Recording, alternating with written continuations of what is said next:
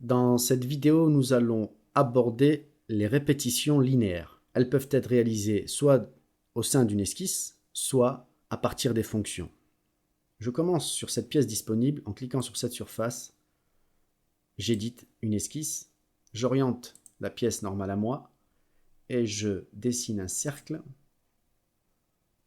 que je positionne un peu n'importe comment comme ceci, et avec l'outil cotation, je le positionne précisément en mettant 20 mm dans ce sens. Et là, je clique sur le cercle, cet arrête. Je vais positionner à 20 mm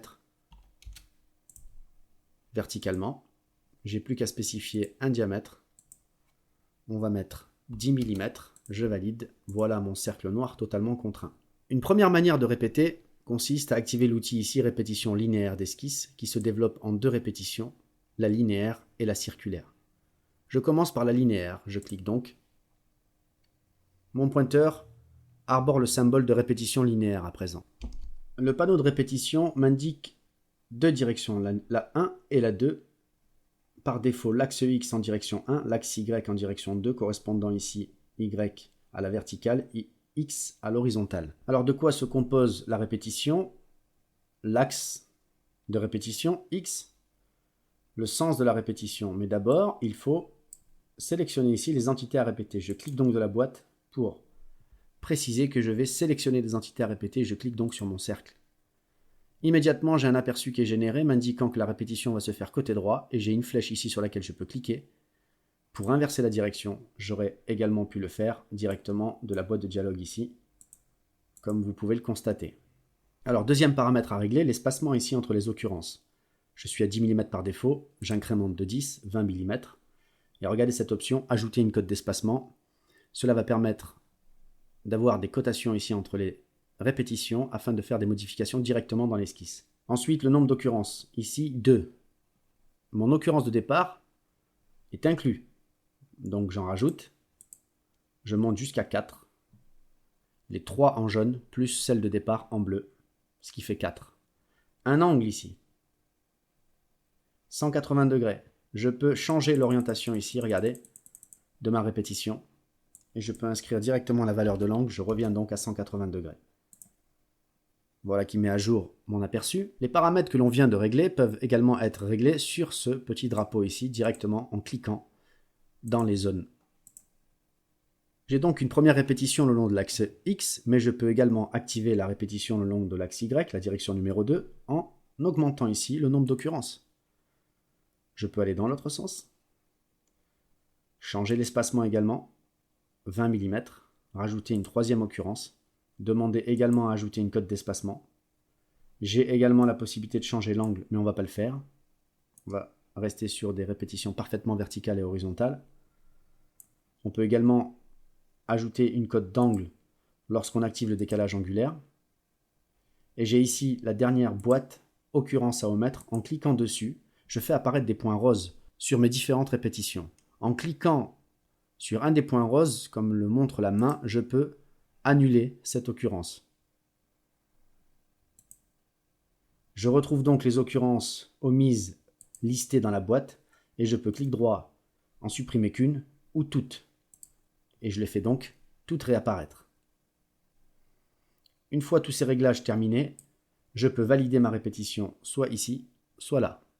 Je valide donc cette répétition linéaire. Je passe en vue isométrique et je constate le résultat. Alors on a bien demandé le nombre d'occurrences ici s'affiche 4, 3 dans ce sens, ce qui veut dire que je peux double-cliquer et le modifier directement maintenant dans la zone graphique, 2 occurrences. L'espacement prévu a été demandé le long de Y, donc double-clic, je peux le changer également ici directement dans la zone graphique. Je peux maintenant valider mon esquisse. Étant sélectionné, immédiatement je peux par exemple appliquer une fonction d'enlèvement de matière. En condition de fin à travers tout, je valide et voilà donc ma répétition qui débouche donc sur un enlèvement de matière. La deuxième manière de créer une répétition se fait à l'aide de la fonction répétition linéaire. Je supprime l'enlèvement de matière et l'esquisse que j'ai créé. Je sélectionne dans l'arbre de création et je clique sur supprime au clavier. Et là, je coche également supprimer les fonctions absorbées pour supprimer la fonction et l'esquisse numéro 2 comme spécifié. Et je clique sur oui pour confirmer. À nouveau, sur cette surface, je crée une esquisse, je l'oriente face à moi et je dessine également un cercle. Alors cette fois, je vais le centrer sur le même centre que l'arc. Voilà, je l'ai fait apparaître. En positionnant mon pointeur dessus, je peux tracer un cercle. Et je le cote. Diamètre 15 mm. Je valide. Il est noir car son centre est coïncident au centre de l'arc et son diamètre est fixé. J'enlève la matière, donc fonction, enlèvement de matière, à travers tout, et je valide. Alors une autre façon de créer des répétitions linéaires consiste à utiliser la fonction. Elle se trouve ici et elle se développe en plusieurs types de répétitions que l'on verra au fur et à mesure dans notre formation. Je clique donc sur la première répétition linéaire. Comme pour la répétition linéaire d'esquisse, je spécifie la direction 1, cette arrête, et en direction 2, celle-ci. Alors les directions ne me conviennent pas, je peux les changer en cliquant sur les flèches ou directement à côté de l'arête sélectionnée, comme ceci pour celle-là, et comme ceci pour celle-là. Je veux seulement 2 occurrences pour la première. Alors je peux, pour générer l'aperçu, commencer par lui donner la fonction à répéter en cliquant directement dans la zone graphique ou dans l'arbre de création, vous avez votre enlèvement de matière. Voilà, en le sélectionnant, j'ai généré l'aperçu. Je veux seulement 2 occurrences ici et 2 occurrences ici.